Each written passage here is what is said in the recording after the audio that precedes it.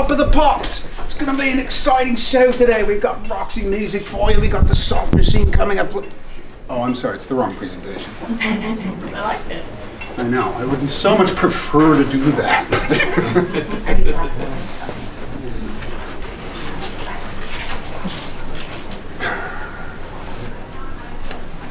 Well, I guess we can begin then. Thank you all so much for coming and not avoiding me, knowing that you could just watch it later on a recording. It's very, very good to be present at the actual presentation. Now, having said that, we will be recording today. This is a recorded module for the benefit of those who couldn't be here and or would like to be able to review this material in the comfort of their own armchairs or beds and glasses of wine or what have you. So what I'm going to ask of you is to watch, as this will be essentially a demo, and hold your questions. It's the most painful thing I could possibly ask you to do. I hate it as a trainer, but what I'm going to encourage you to do is write your questions down, because once I've finished the demo portion where I'm just doing the kind of walkthrough, we can stop the recording, we'll be done with that, and then I can entertain any and all questions. And it is my commitment to you to try and anticipate what you might ask and to explain this as clearly and as thoroughly as I can. But I will have to ask that we try and think of this as a recorded presentation for future generations and so forth. So hold on to your hats for the questions, and I will get to everybody's questions. But this is going to be a walkthrough demo. Okay, so that's the introductory marks. And now we can begin the portion that will be considered the recorded presentation starting now. Well, now. Okay, now we're starting. Really, now. Okay, right there. That was the start for the video. Welcome to Moxi Present. I am Eric Thomas, your trainer today. I would like to give you a demonstration of Moxi Present. It's a powerful presentation tool. It can be used for buyer and or seller presentations. CMAs, it can be used to make custom presentations with materials you've got in a PDF format, or you can even put together your own using the editor that they have. I'll show you some fancy ways to do that. But what we're going to do essentially is look at using it as a CMA tool first and primarily, and then we're going to look at how we might use it for a buyer tour and some other applications. But the CMA is possibly the best part of it, and that's what I'd like to start with. I'm going to blow over the portions about logging in and so forth just for purposes of the recording. We're going to presume that you have been able to log into Moxi either at the Engage link or the Present link, just so that you can get to where it says Present, and then you are in Moxi Present, and you'll see a library of whatever presentations you have already created. If you haven't done any yet, there's probably just one called Sample Presentation, which you can safely ignore. I am using Mike's account because he's got a better photo than I do, so don't let that throw you. I'm just borrowing Mike's account. There's a few presentations here already that Mike has done, but we're going to do a CMA. So the first thing we're going to look for is the Create New button at the upper right. Click on that and start yourself a new CMA. And as you can see, there's a selection of what types of presentations: buyer, seller, buyer tour, or non-listing. So I'll talk about what each of those mean, but I want to start with the seller one because I think this is the most powerful piece and a great thing to have in your back pocket. Select a seller tour and click Continue. You will have your choice of templates. And templates I'll explain a little bit later. It sort of allows you to pick and choose which pages you want to have by default in your presentation. You will see the brokerage template as the default. That's pretty much it at this point, until you start designating custom templates. So just go ahead with the default template, click on Continue, and then enter in the name of the person or persons to whom this presentation will be delivered. So this is going to be your potential sellers. I'm going to make one for me, which is kind of just a test seller presentation. So I'm naming it after my my prospects, Your listing source, of course, is MetroList. It's possible to do this down in the East Bay and so forth. There are ways of plugging in alternate MLS. Fortunately, in this region, you're not burdened quite as much by multiple MLS sources as we are in the Bay Area. So just leave that set to MetroList. Click on Create. At that point, the software encourages you to put in information about the subject property of your CMA. And there's two ways you can do this. You can fill out this form, you can put in the street address, you can put in the bedrooms and bathrooms and square footage, as much detail as you have. Now, that form can get pretty long. What I really like to do is to look for the previous sale of the home in question, assuming there is one, assuming it's not new construction or wasn't built 60 years ago before it's in MLS records and so forth. But I have a couple of examples right here, and I'm just going to enter in the listing number of a sold property right here in this box, 1908. In this case, 1237. Enter in an MLS number, click that copy button to the right. Software searches for this particular listing, and bam, gives you information about it, even includes the subject property photo for you.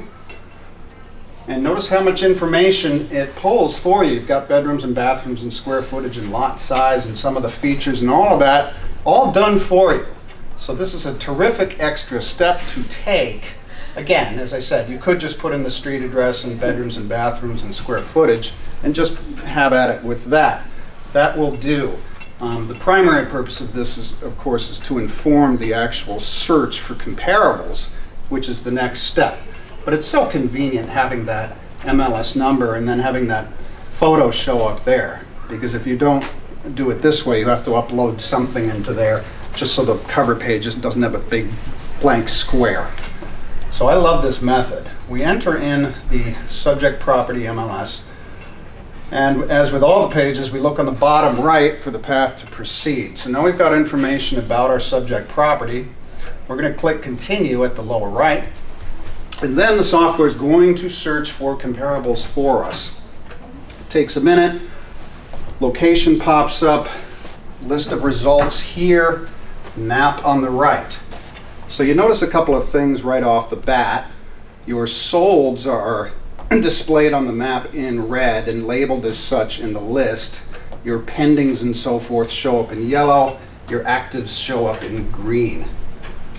And as you look down this list and look at the results that it's found in its preliminary search for comparables, you might say, hey, these are perfect. I'm going to use all of these in my CMA. I have no other research to do. This is absolutely wonderful. In that case, you need only pick the comparables that you want to use in the presentation. And generally the way to do that is to just click on the photo to include the selected listing. The little checkbox appears. Or look up above the list and you've got a choice called Include All, or even Exclude All if you change your mind. But let's say I just want all these comparables that showed up. I can just do Include All. Now, that's when you're really lucky and the perfect comparables just show up like magic. If you're looking for others, there's a couple of options that you have.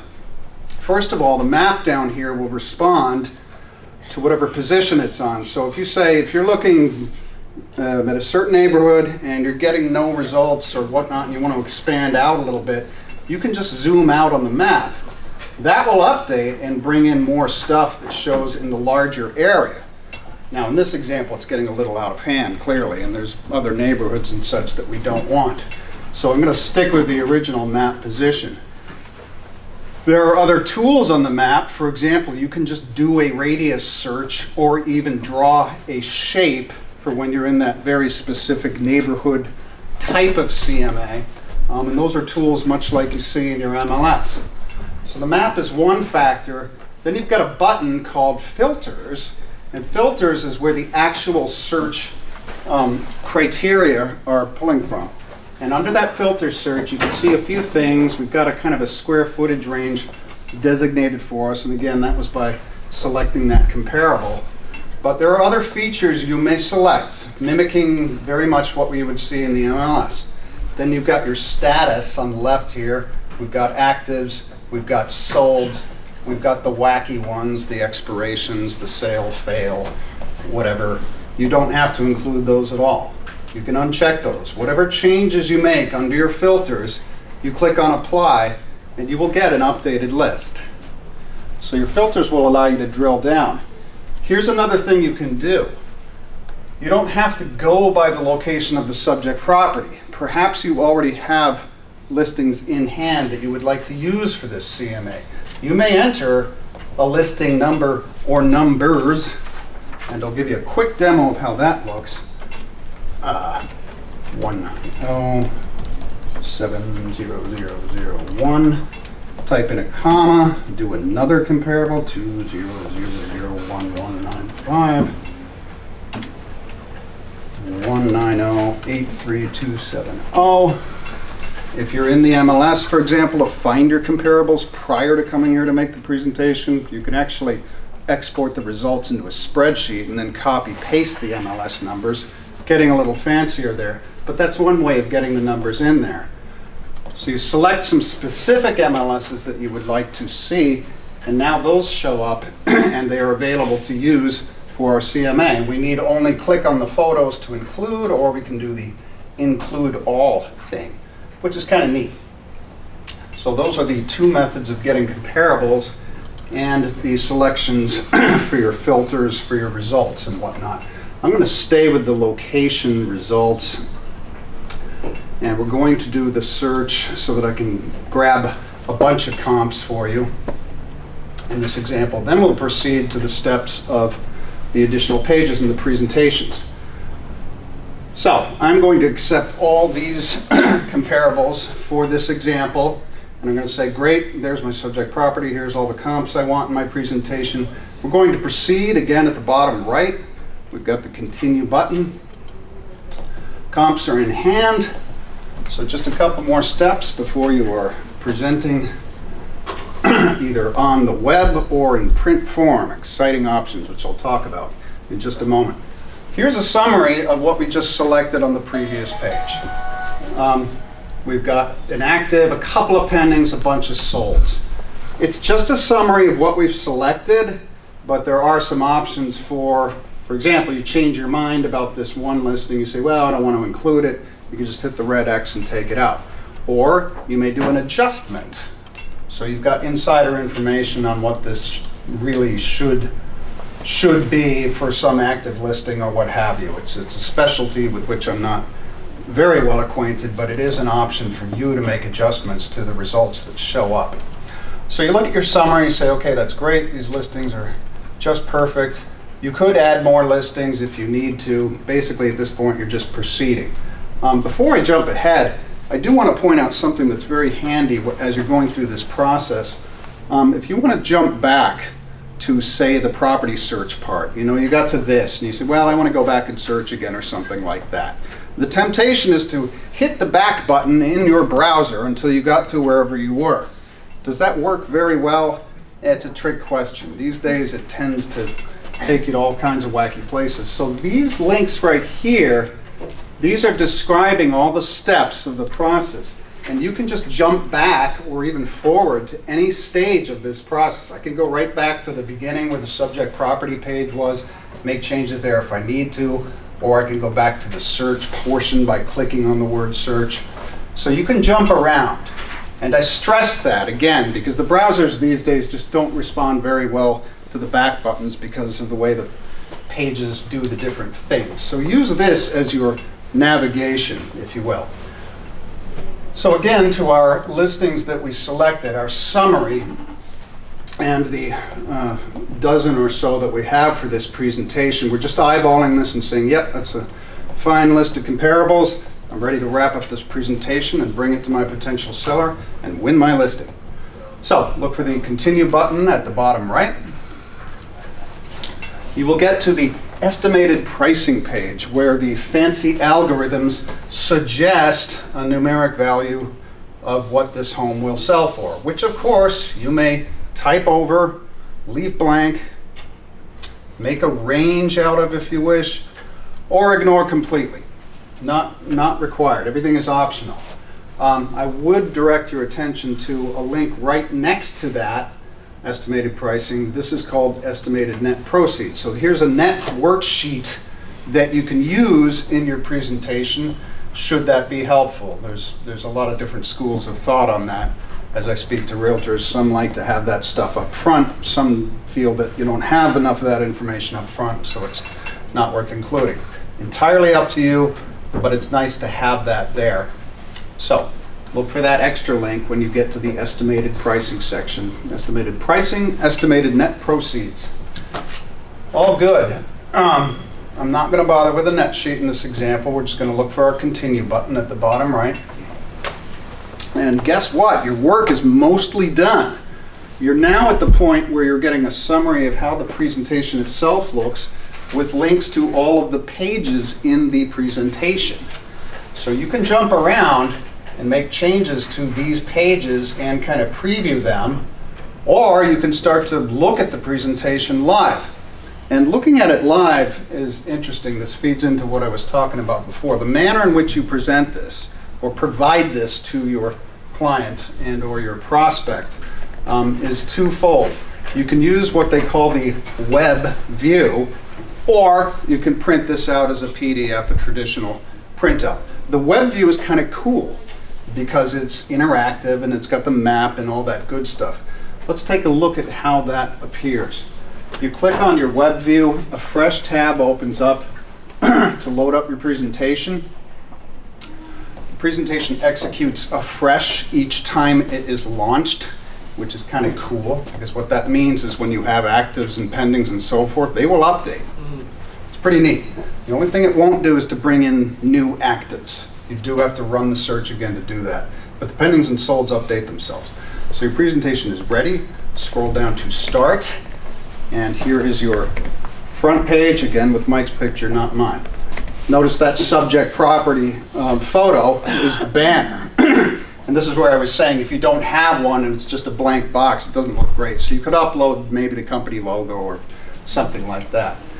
Down at the bottom right here is a kind of page navigation tool. I find that a little easier than using the keyboard or the mouse wheel because it brings you through the pages properly. Here's a summary page of the subject property, details on the property itself. Next we get into the map view, which is where things are kind of neat on the web view.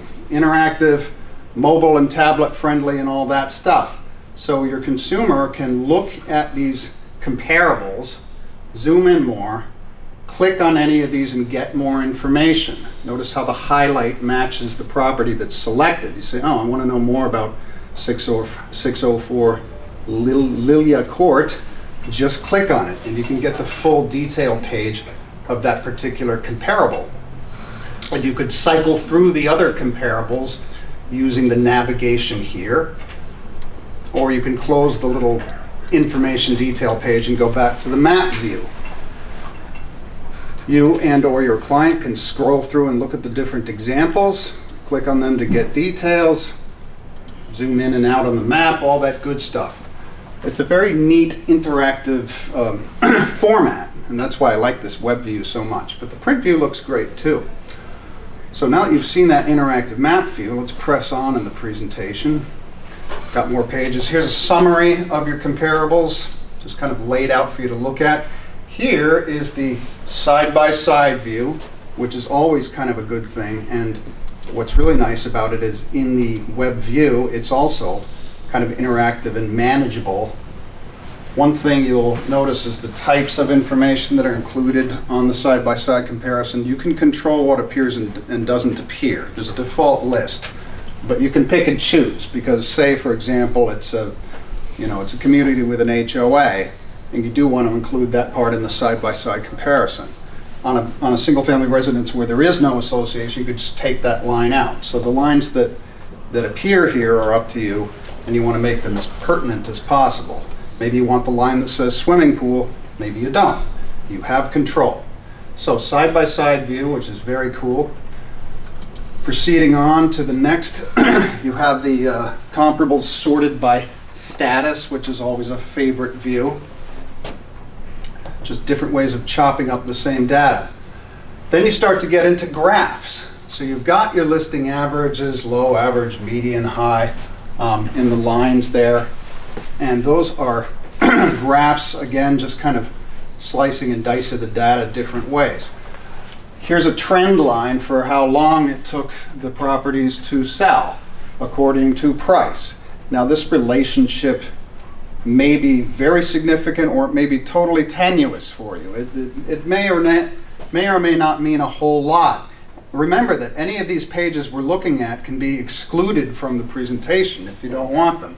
What's the relationship of the price to the size of the home? Well, that may be fascinating for a graph or it may not. You have control. This is just what's included by default. So then when we get to talking about custom templates, that's where it's kind of fun because you get to just pick, okay, I want these slides and these slides every time I do one of these, but I don't need this one. That's where a template makes a lot of difference. And making your own custom template is going to empower you to make even better presentations in a shorter amount of time. But just to see what else we've got here. Here's possibly my favorite slide, the comparison of the Zillow estimate to the actual sold. Because Zillow is everybody's favorite real estate resource, right? Another trick question. But your clients are very concerned with what a Zillow estimate says and how their home relates to what's showing up on Zillow and what the neighbor's home did on Zillow and so forth. So it's nice to have a record of, well, here's how close or how far off they were. This isn't bad. Notice that a couple of these are right in the zone, under 1,000. But then you get the ones where there's $5,000 or $6,000 difference. So this is a tremendous tool with which to educate your clients. Very nice page. I wouldn't omit that one at all. And then finally we get into where we had that subject property suggested price. And so whatever number you typed in appears there, or if it's a range, or again, if you don't even want to include this page, we can exclude it. It's just included on the default template. The net worksheet, which I omitted, failed to put anything into, so it comes up showing kind of dead, kind of empty. That's probably a good candidate for removal of the page, which I'll show you where to do. Next, we have a kind of promoting the company and the brand piece. You may or may not want that. I think it's kind of neat. And then our location map, which again, you may or may not want to put in front of somebody. It really just depends on your audience, and you know your audience better than anybody. Finally, your summary, your profile. This is controlled in another location in MoxiWorks, which I'll show you, where you can designate what phone numbers and put a personal intro and all that good stuff. So a nice piece to have to close out the presentation. Oh, he's got a lot in there. And that's it for the web view of this presentation, all contained in that little tab. If we close that tab, we're back to where we were, where we had that kind of page editing view, and we could pick to look at the web view or the PDF. I'll show you the PDF briefly. That will again open up in a new tab. And it's essentially the same presentation. It just doesn't have the animated sliding around on the map and all that good stuff, but it has the same information displayed on maps, sorted by status, the graphs, the Zillow estimate, the company promo page. It's all there in PDF form. You'll notice that your comparables have a default number of photos, for example, that come with them. And you can control that, because if you set it to full photos and every comparable has 25 photos and you have 20 comparables, your PDF gets pretty big. So you do have to watch that, but I'll show you where to make that adjustment. So the PDF is done automatically for you. And of course the PDF, once you download it, will not update itself. That's another slight disadvantage compared to the web version. But it is still a very nicely formatted and laid out presentation, suitable for printing and framing. No, not framing. Suitable for presenting. I think I chose a lot of photos in this one. It's not the fastest, but it does come out. Yeah, take a few minutes to build. Well, while we're building our PDF, let me walk you through how you're going to make changes in here if you wish. First of all, you'll notice this list of pages here is everything that we saw in the presentation a moment ago. So you can see that price and size graph, which I said may or may not really mean anything to you. And here's where you can either make changes or remove the page or other choices. So when you see that pencil icon, of course, that's the universal icon with which to make changes. The little X is to just take that thing out of the presentation completely. The 3 dots will give you whatever other options exist. Okay, I don't need a PDF preview, but let me show you something. Let's say you're looking at the listing overview page. And again, when you click on it, you get a little preview here. Edit that page, and notice that that's where you can control the number of pictures. So you get to slide this guy around, and it will tell you how many pictures it's going to pull in. I like using a number that's divisible by 3, because a row of 3 looks pretty good on a page. So I'll go for 3 or 6 or 9 photos. I just think that works pretty well. But that's where you can control that. Or again, take it out of the presentation. If you decide, for example, price and days on market graph is too boring, click the X, it's out of there. Gone and done. And I'll do the same thing on the price and size graph because I don't like graphs and my clients don't like graphs, or whatever the case may be. Once the presentation is updated and that list is now showing without those pages we removed, this is the time to go down and consider saving your work as a template. Because now that you've omitted those things you know you're not going to use every time, you save this thing as a template. You can save it as a seller template, put in a title for that. Preferred presentation template. So now I know that every time I start one of these and it asks me what template do you want to use, I don't have to just use default broker and then delete a bunch of pages that I don't want. I can have just the pages that I want here every time by applying that custom template. So that's a good habit to get into, and that's why I'm stressing it early up front, because when I started using it I would just use the company default all the time and then delete the same bunch of pages every single time, and I'm like, wait a minute, why don't I just put it into a template? That way I don't have to take those extra steps. Another thing that I should draw to your attention, you'll notice in this presentation, geez, the PDF is still loading, but you'll notice that the presentation took the distinctive collection brand as a default. That's not always the default you want. It just happens to be the one that's in place. But look how you can change the branding of your presentation. At the top of the list of links that denotes the library of pages in the presentation, the header that says presentation has a little drop down, and one of these selections is called branding. So go to branding, and now you have some other choices. Your default, which is distinctive collection Sacramento, I think is pretty much just the same thing. But if you pick Sacramento,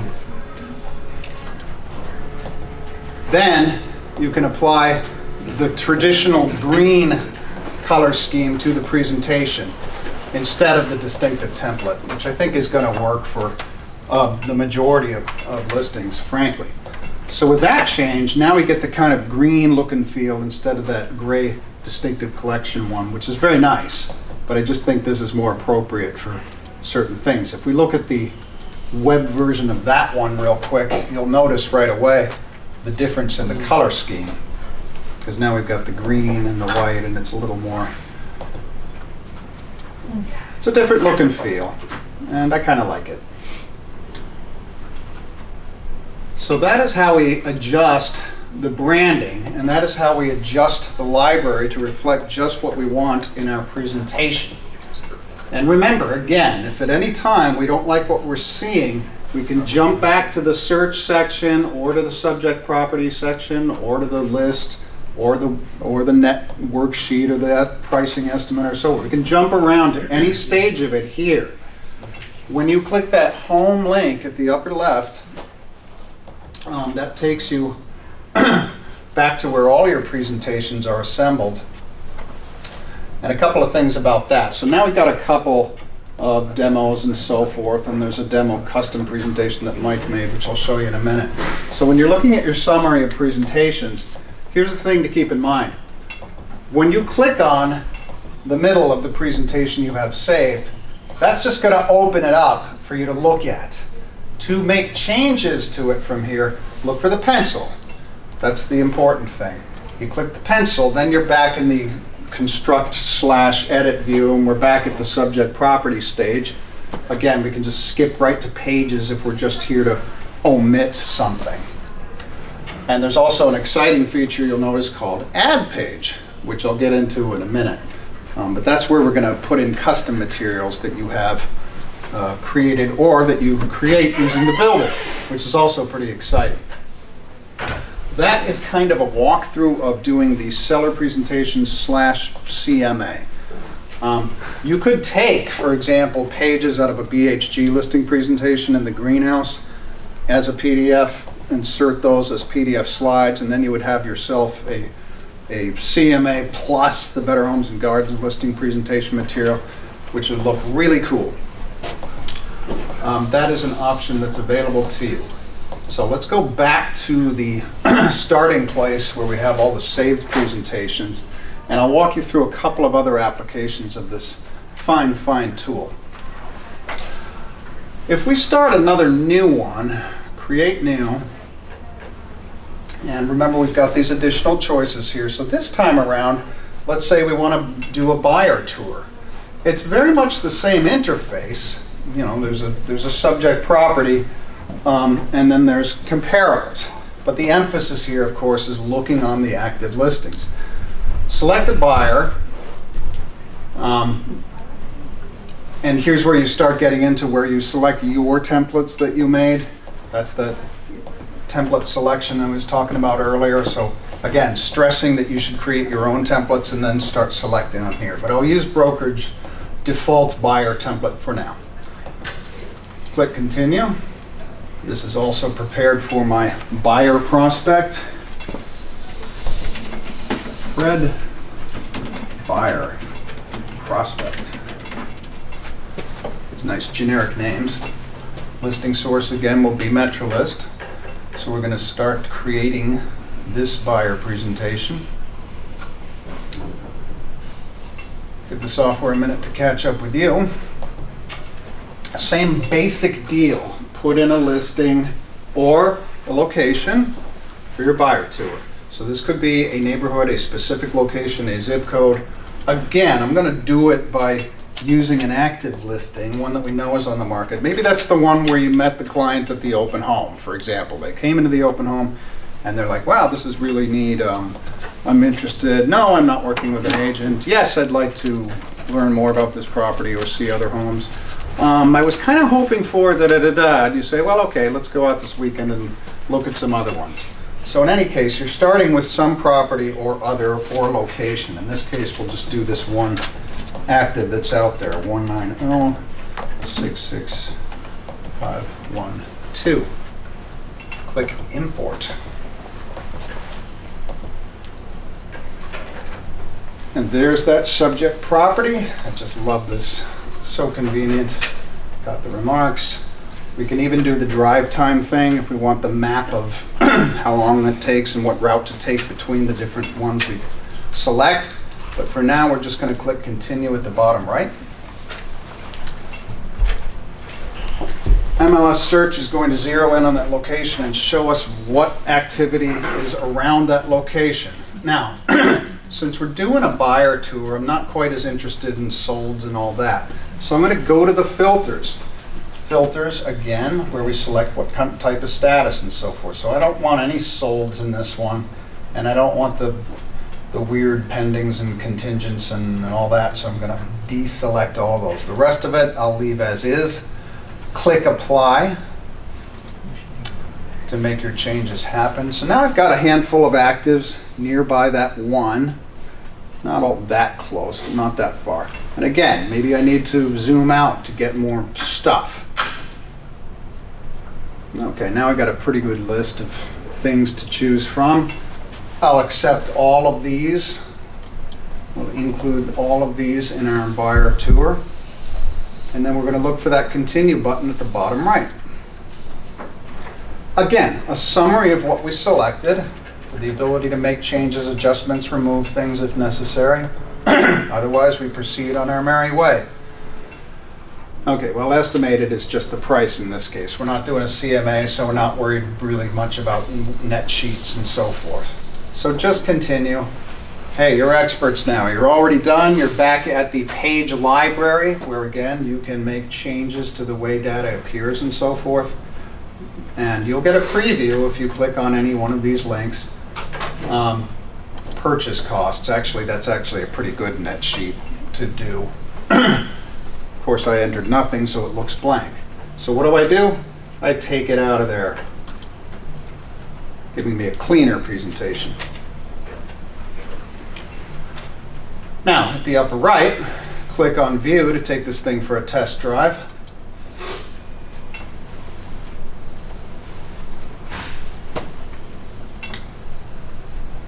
And I didn't change the branding this time, so it is Distinctive Collection again. But again, I got a nice sort of banner picture with the sort of subject property of this presentation, but then we get into all the nearby stuff. And this is very nice for your buyers, especially if you send them the link to this web presentation and they can check this out themselves. And then you can make the plan of what properties to go visit and so forth. So that I would like to talk about now that you've created this beautiful thing and you want to put it in front of people, because we can look at this all day long, but the important button here is right next to it. It's called Send. So that's how we're going to actually share this presentation. You have a choice between sending the web version, that's what's selected here by default, but you could send the PDF or you could send both. Say, hey, here's the PDF download, but here's the exciting interactive web version of this presentation, and you just pop in somebody's email address.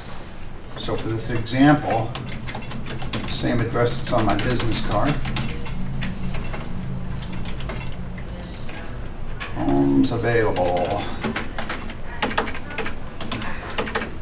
is the subject line of this message. The greeting can be, hello, Mr. Jones, or you make your own. Your message. Let's go look at these. What works for you?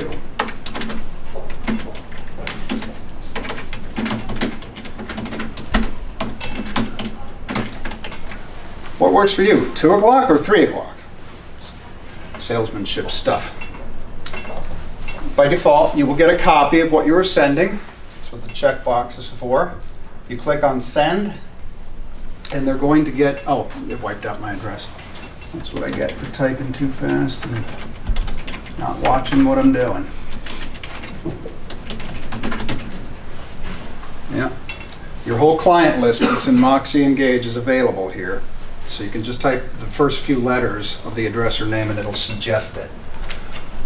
So now we click Send, and the recipient gets a beautiful message with a link to that live presentation. And remember, as I said, that live presentation does update the pendings and the actives. So they will show as pending and sold and so forth for a buyer tour that's a couple of weeks old.